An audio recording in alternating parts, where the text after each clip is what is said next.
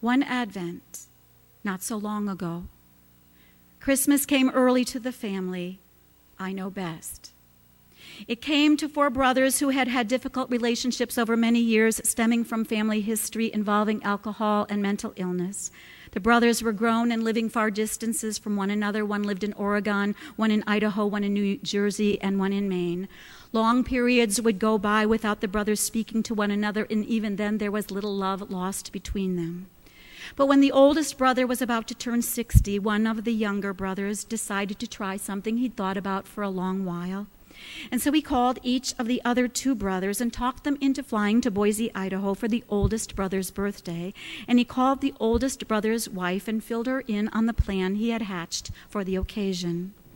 So on the day of the oldest brother's birthday, his wife sent him to Costco to get some groceries. The shopping list wasn't long, but it was very specific. Costco is a big store. When the oldest brother arrived in the vegetable department to get the carrots, he found his brother from Oregon. When he started down the pasta aisle to get the spaghetti, he found his brother from Maine. When he got to the cereal section for the Cheerios, he found his brother from New Jersey. And the 4 brothers spent the next 3 days finding each other. That was 8 years ago, and they still check in with one another with regularity. In our family, we call it our Costco Christmas. Patterns of systemic dysfunction had plagued the family for years. Nevertheless,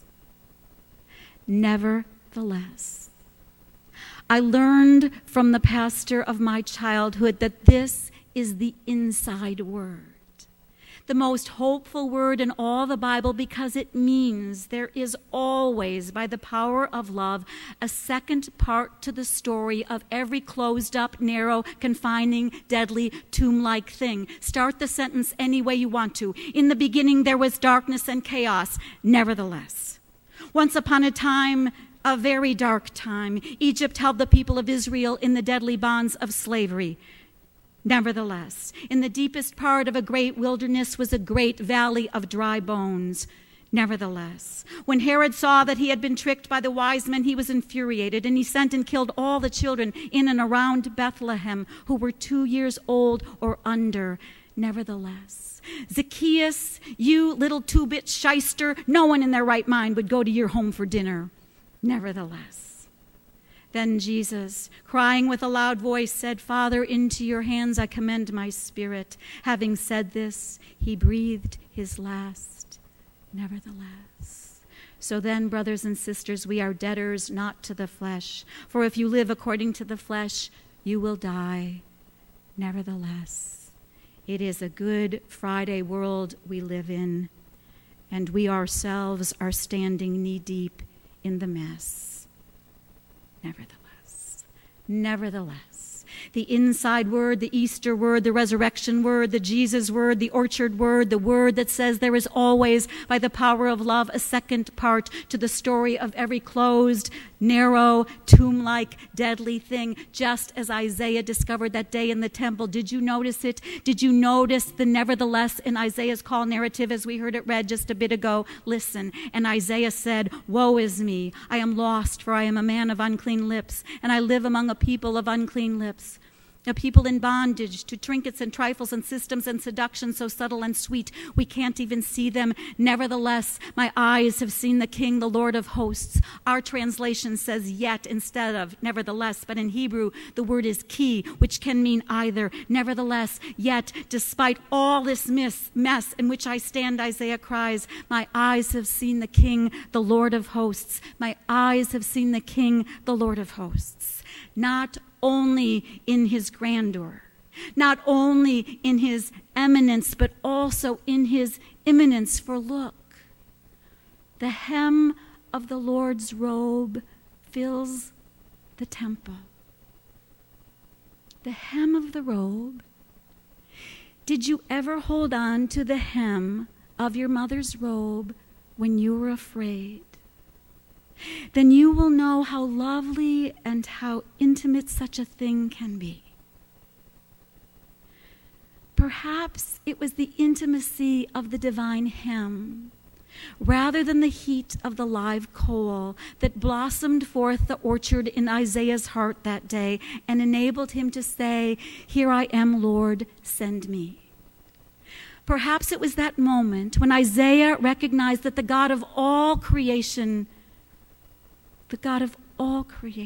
was an inside God, a God who dared by the power of love enter the inside of the temple, the inside of the moment, the inside of the mess, the inside of the pain and bondage, to speak an accompanying, suffering, Eastering, orcharding, liberating word of love.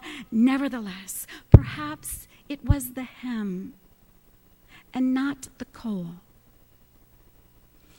If so, then I guess we don't need the live coal after all. And graduates of the School of Lay Ministry, you can breathe again.